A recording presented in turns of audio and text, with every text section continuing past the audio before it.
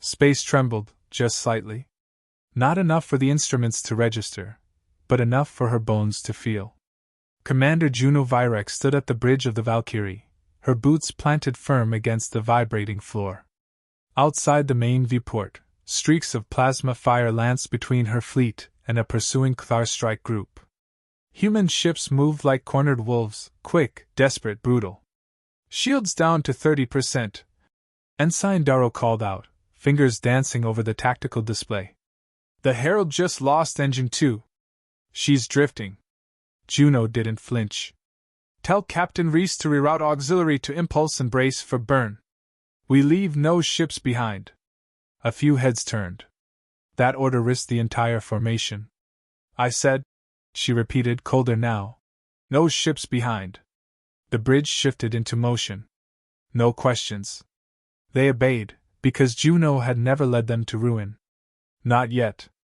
Outside, the Herald flickered to life, caught the line her sister ships through, and yanked herself out of the kill zone. The Kthar hesitated. Tactical hesitation meant opportunity. Juno took it. Fire solution, broadside pattern, Gamma 7. Burn the lead. Missiles screamed from the Valkyrie's sides, converging on the Kthar war spike at the head of the assault. On impact, it folded in on itself like crushed bone and vanished in a burst of searing blue. The rest scattered. The humans held. Juno exhaled. Then it came. A voice. Crackling through static like a half-remembered dream. This is the Nightingale. Emergency broadcast. Repeat, this is the Nightingale. If anyone hears this, we're still here. The bridge fell silent. Every sensor tech froze. A name spoken aloud that hadn't been uttered in over a decade. Juno's throat tightened. Trace that signal, she said, too quiet at first. Then sharper. Trace it now. Darrow frowned. Commander, that ship was lost 12 years ago. Titan evacuation. No survivors. I was there, Juno said. I know where it died. That signal shouldn't exist. The words came again, this time stronger, clearer, punching through the void with impossible certainty. Juno, we need you. It was her brother's voice. Agner Vyrek. Lieutenant. Killed in action. 12 years gone. She'd watched the blast herself, watched the Nightingale vanish in a fireball as she ordered the retreat. The whole crew looked to her. Some wide-eyed. Some afraid. Only her second-in-command, Rain, spoke. Ma'am, could be a trap. Psionic mimic Kthar bait, old log repeating. No. That voice was live. Juno turned to face the room. Prepare a jump. Priority vector lock on the signal's origin. Rain stepped closer, lowering his voice. You sure about this? That sector's off limits. Proximity to a gravity well that eats fleets. And even if it's real... He didn't finish. He didn't need to. Juno looked past him, out the viewport, where the stars seemed to flicker like lies told too often. Even if it's real, she said, I owe it to them to know. She left the bridge before anyone could challenge it further. The Valkyrie jumped. There was no fanfare. Just a ripple through the void and the sudden, jarring silence that came with faster-than-light rupture. The crew held their breath as they arrived on the edge of the dead zone, a swirling, shifting region where even light bent wrong. And there it was. The Nightingale. Drifting. Whole. Undamaged. Lit by the dull red glow of a black hole behind it, like some forgotten shrine floating at the edge of creation. The Valkyrie scanned it. No life signs. No energy emissions. No data leaks. But the beacon was active. Not old. Not decayed. Broadcasting. Juno watched the scan results scroll down the screen. They made no sense. Any heat signatures? She asked. Negative. But there's one anomaly, Darrow replied. Core power spikes every 6.3 seconds, then drops. Like a pulse. Heartbeat, Rain muttered. Juno nodded once. Prepare boarding team. I'm going in. The airlock hissed. Juno stepped into the corridor of the Nightingale, flanked by 4 Marines. Their lights cut through dust and time. The silence was oppressive, like the ship itself held its breath. Old blood stains. Scorch marks. No bodies. But the walls, they were wrong. Warped slightly. As if reality here had softened, melted and reset. She kept walking, past closed doors that felt like sealed tombs, toward the bridge. And then the lights flickered. Not failed. Flickered. Deliberate. "Bridge is straight ahead," one Marine whispered. Juno stepped into the command deck. Screens lit up, one by one, as if welcoming her. And there, in the center console, was a recording. She reached for it. The hologram snapped into place. It was him. Agner. Not in uniform. Just a simple gray shirt. Tired. Bruised. And looking directly at her. "If you're seeing this, then I failed. But we found something, Juno. Something ancient. Buried in Titan's shadows. The Hfy want it, but they don't understand it. We brought it here. But it's changing us. I tried to stop it. I tried to keep them safe. I'm sorry I didn't stay dead." The message cut off. A low hum began to rise from the deck plating. "Commander!" Rain's voice screamed in her comms. "You need to get out, now. Something's coming out of the black hole. Big. Fast. Not Hfy. Worse." Juno didn't move. She stared at the console. The final log was blinking. One more file. Untouched. Untitled. Agner's voice whispered through her headset. "You were right to run. But you'll have to finish it now." Her hand trembled over the controls. Behind her, the Valkyrie's emergency sirens flared to life. And for the first time in 12 years, Juno Vyrek felt the cold grip of something worse than war. Hope. The nightingale moaned. Not metal grinding. Not hull stress. It moaned. Juno froze. Behind her, the bridge dimmed, lights flickering like a dying pulse. Her team had gone silent, rifles raised, eyes darting. Then, "Motion, rear corridor!" a Marine hissed. Something moved. Juno turned just in time to see a shadow vanish into a side hall. She didn't chase. Not yet. Hold formation. No shots unless I say. This ship isn't empty, but it's not alive either. The walls seemed to ripple, barely perceptible, like heatwaves from an invisible fire. Somewhere deeper in the ship, something hummed in rhythm with Juno's heartbeat. "Keep cameras running," she ordered. "We're mapping every second." They advanced deeper, passing shattered terminals, rusted bulkheads, and sealed doors marked with hand-scrawled glyphs, human letters, but twisted. Burned into steel like someone had carved them in madness. "Finish what we started." The same words repeated on nearly every door. Scratched in blood. Burned in plasma. One Marine whispered. "Feels like a tomb." "No," Juno said. "A confession." They reached the CIC, Combat Intelligence Core. The door slid open on its own. Inside, consoles lit in sequence. Every screen displayed one thing, Agner's face. Dozens of still images, each slightly different. Head tilted one way, or smiling, or just staring blankly. Not photos. Frames. Like someone tried to rebuild him from memory. A flicker, and all the faces vanished. One screen remained lit. Live feed. It showed the lower engine deck. Juno stared. There he was. Agner. Standing. Breathing. Staring directly into the camera. Is that live?" one Marine asked, stunned. Juno leaned closer. "Check thermal." Darrow's voice crackled in. "Thermal's not reading him. No heat. No pulse. No respiration. A dead man was watching them in real time. "I'm going down there," Juno said. Rain grabbed her arm. "You saw the footage. That's not your brother. It's bait. It's something else." Juno pulled away. "I'll find out for myself." They descended. The air grew colder as they moved toward engineering. Condensation clung to the bulkheads. Frost etched itself into Juno's armor. Each step closer felt like walking into memory, Titan's final evacuation flashing back in fragments. Her voice shouting orders. The sky caving in. Agner yelling through static. Just go! And she had. At the door to engineering, the squad paused. Juno stepped through first. And there he was. Agner. Same uniform. Same tired eyes. Juno, he said. His voice was softer now. Calmer than the recording. It cracked like old paper. Juno raised her rifle, just slightly. You're dead. Agner smiled faintly. Maybe. Maybe not. But I remember you. I remember everything. What are you? He stepped forward. Slowly. We found something under Titan. Buried deep. It was an alien.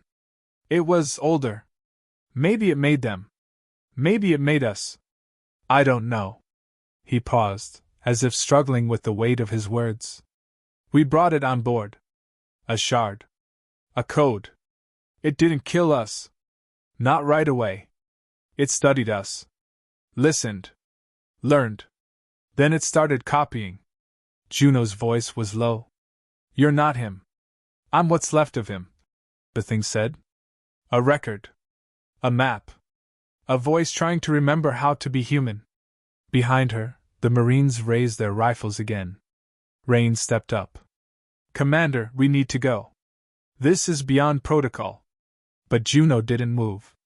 Her eyes were locked on the face she'd grieved for over a decade. And now it looked back like it had just woken from a dream. What do you want? She asked. To finish it, the thing replied. And then it spoke. Not Agner. Not the echo. Another voice.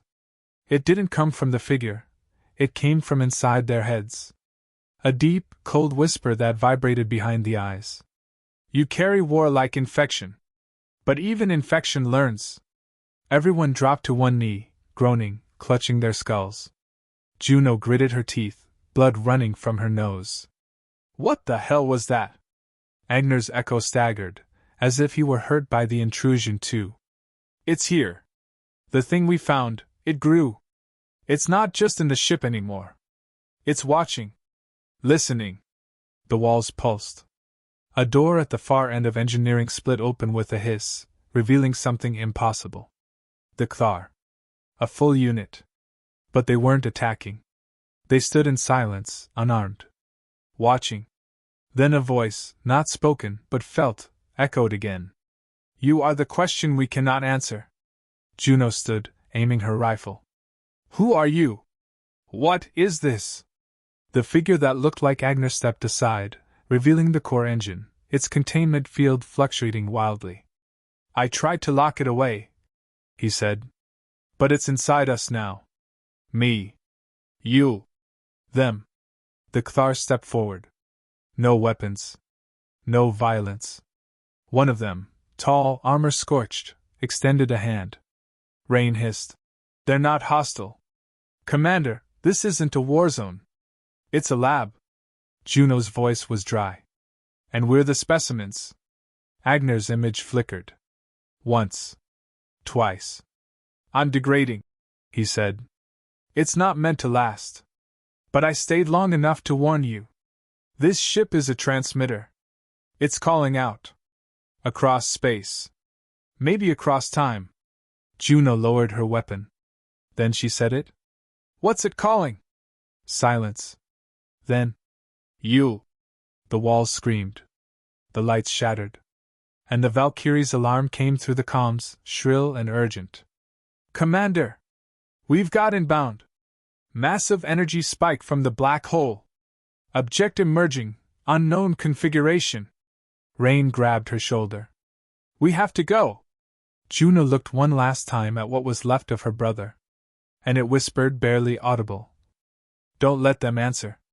They ran. Back aboard the Valkyrie, the ship shook with gravitational tremors.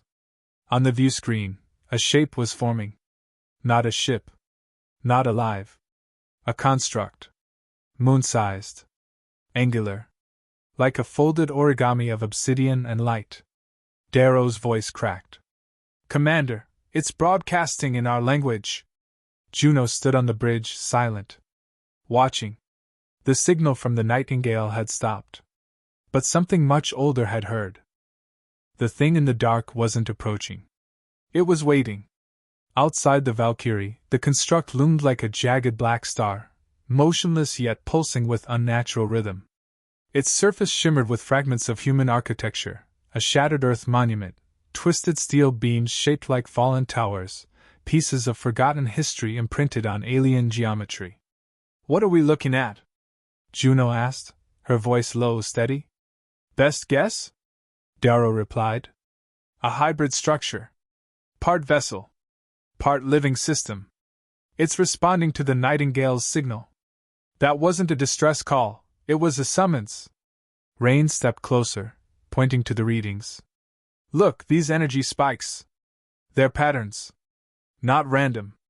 And that signal from the construct, it's mimicking Agner's voice now.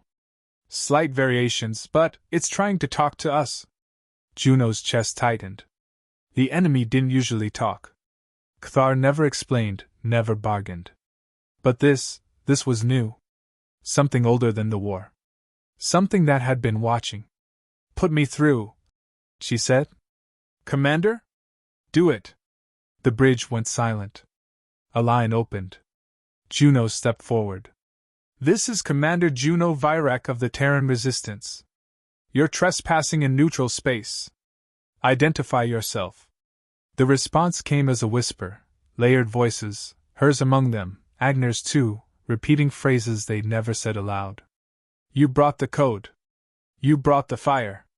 Now burn with it. Her blood ran cold. What code? The lights on the bridge dimmed. Power wavered. For a moment, she felt watched, not scanned, not analyzed. Seen. Darrow's voice trembled. Commander, that construct, it's tethered to the nightingale.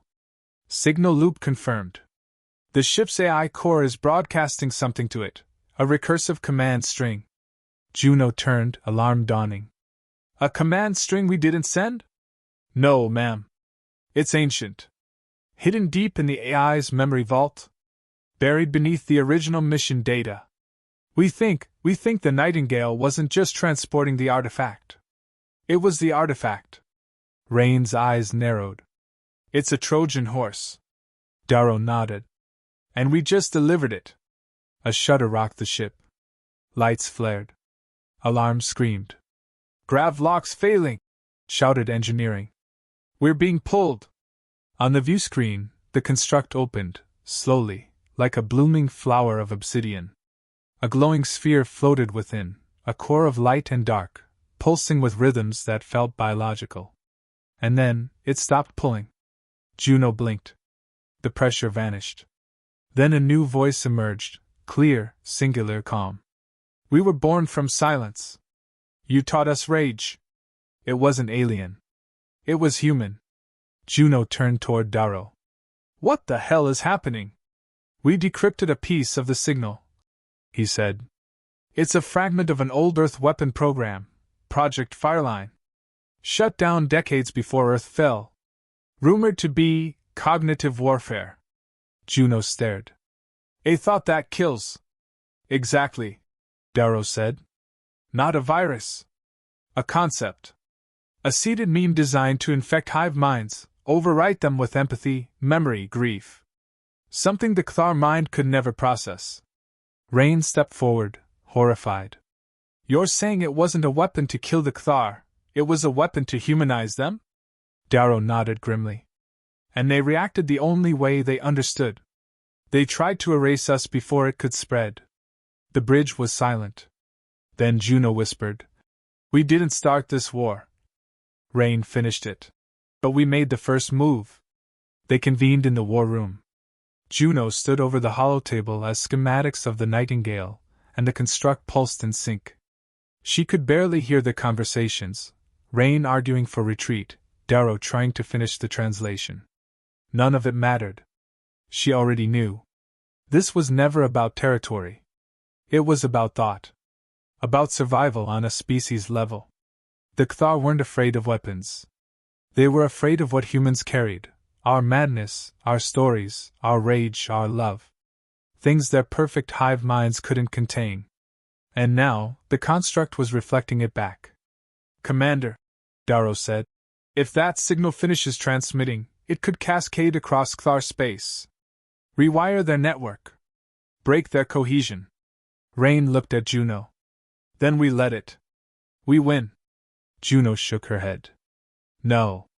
We don't know what else it'll do. That thing isn't stable. If it spreads beyond the Kthar, it might rewrite everything. Us included." A long silence. Then Darrow said, "There's a failsafe buried in the Nightingale's AI core. One final lockout protocol. But someone has to trigger it manually, from inside." Juno didn't hesitate. "I'll go." Rain stepped in front of her. "No. You've done enough. Send a team." "No," she said. "This is mine." She suited up alone. The shuttle docked with the Nightingale once more. Inside, the ship was quiet. Still cold. But it no longer felt empty. She passed the engineering bay. The walls were shifting again, lines and curves rearranging themselves, forming fleeting images. Faces she remembered. Moments from her past. The ship was watching. She reached the core. The console pulsed with faint blue light. A prompt waited on screen. "Execute final directive?" She hesitated. Then something stirred behind her. Agner's echo. Not flickering this time. Clear. Still. "You can end it," he said. Juno turned. "I don't even know what it is." Agner didn't blink. "A mirror. Of who we were. Of who they became trying to fight us." Juno stared at the console. "If I hit this, what happens?" Agner stepped forward, placing a phantom hand on her shoulder. "It stops spreading. But we lose the one thing that could end the war. Or start something worse." Juno looked down. Her reflection in the console shimmered, splintered. "I can't undo the past." "No," Agner said softly. "But you can choose what the future fears." She closed her eyes. Her finger hovered over the prompt. "Execute final directive?" She pressed it. A hum echoed through the Nightingale. The lights dimmed. Outside, the construct shuddered, then cracked. Silent fractures spread like veins across its surface. The pulse faltered. The glow dimmed. On the Valkyrie, Darrow watched the readings collapse. "It's shutting down. All of it." And then, radio silence. In the dark of the core room, Juno sank to the floor, breathing hard. No alarms. No ghosts. Just quiet. And the faintest voice in her ear, barely audible.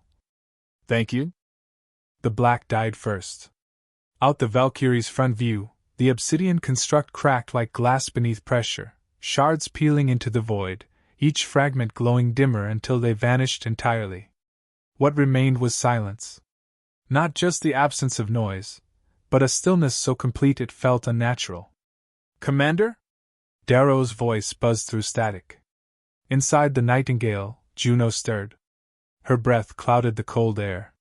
Systems around her powered down, one by one, screens darkened, artificial gravity faltered, atmosphere thinned. She pushed herself up. "Failsafe held," she said. "The code's been contained." Rain's voice came next, urgent. "We're getting anomalous readings, Kthar ships, retreating. Whole fleets. They're pulling back from Mars, Europa, everywhere." Juno looked up at the core's now silent chamber. The AI was gone. The signal severed. But something lingered, an echo of presence, not hostile, just watching. She reached for her helmet and sealed it. "I'm coming home," she said. The shuttle broke free of the Nightingale just as the derelict began to collapse inward. Not in fire, there were no explosions, but in graceful disintegration. As if, with the failsafe triggered, the ship no longer needed to exist. Juno watched from the viewport. A faint sadness clawed at her chest, not grief, exactly. Just closure. The bridge crew met her with silence as she stepped onto the Valkyrie. Not for formality. Not for fear, but because she had come back alone. Rain approached. They're really retreating. Juno nodded. They don't know what we did, not exactly. But whatever that construct was, it scared them more than we ever could. Darrow looked up from his console. Broadcasts from Cthar space have shifted tone. It's not orders. Not collective thoughts. It's fragmented. Scattered. Confused. Disruption? Rain asked. No. Grief. Some of them are remembering. The room fell still. Juno stepped forward, eyes locked on the distant stars. Then the weapon worked? Darrow hesitated. You think it'll hold? Juno shook her head. I don't know. But it stopped the war. For now. That's enough. Rain looked at her, eyes tight. And if it starts again? She didn't answer right away. Just looked at the emptiness beyond the glass. Then we'll finish it. 4 weeks later. Juno stood at the edge of a scorched plain on Mars, surrounded by the ruins of an old resistance outpost. The sun hung low, red and tired. Around her, makeshift banners fluttered, peace symbols sketched in dirt, in ash, in hope. A Cthar transport hovered nearby. No weapons. Just diplomats. Observers. Curious and uncertain. They had come not to conquer, but to listen. The irony burned. Agner would have laughed. She turned to Rain beside her. How long before they start speaking in full sentences? Hard to say. They're still unraveling their hive links. Individuality doesn't come easy. She watched the alien delegation approach, tall, expressionless, still moving in perfect sync, but less rigid than before. One paused, raised an arm in what might have been a greeting. Or mimicry. Juno nodded. A fragile bridge. But a bridge nonetheless. Behind her, a child ran across the dirt, chasing a bouncing metal sphere, laughing. A Cthar observer turned, tracking the movement not with calculation, but with curiosity. Rain noticed. You really think it's possible? Peace? Juno didn't respond. She was remembering the nightingale. The choice she'd made. The voice that said thank you. She was remembering her brother, not the echo, not the code, but him, on Titan's surface, buying her a few more seconds of survival. Not peace, she said, but a future. 2 months later. The Valkyrie orbited Earth's remains, what was left of it. A cracked husk of continents. Clouds forever turned to smoke. Oceans boiled away. A graveyard turned monument. From here, though, it looked quiet. Peaceful. Juno stood alone in the observation deck, her breath fogging the glass. Darrow's voice came over comms. They've confirmed it. No more Cthar activity near Sol. They've completely withdrawn. She didn't speak. The war was over. But some endings came too quiet. The door slid open behind her. Rain entered, stepping to her side. We have a choice, he said. Rebuild? She asked. He nodded. Or run. Spread. Start something new. Juno smiled faintly. Sounds familiar. He chuckled. Human nature. She stared at Earth. So much had died with it. And yet they remained. Fractured. Scarred. But whole enough to stand. She looked up. Stars above. Endless. Waiting. We didn't start this war, she whispered. But we finished it. 3 years later. The New Horizon colony bloomed on Proxima B. Greenhouses stretched across valleys. Children laughed under artificial suns. The Cthar embassy stood among human homes, quiet and tall. And in the heart of the archive tower, a monument. Not to heroes. To decisions. To a ship called the Nightingale. To a thought that nearly ended everything, and then rewrote it. At the base of the monument, etched in metal, were Juno's words. If survival is a question, then humanity is the answer. And beneath that, humanity didn't start this war, but we finished it.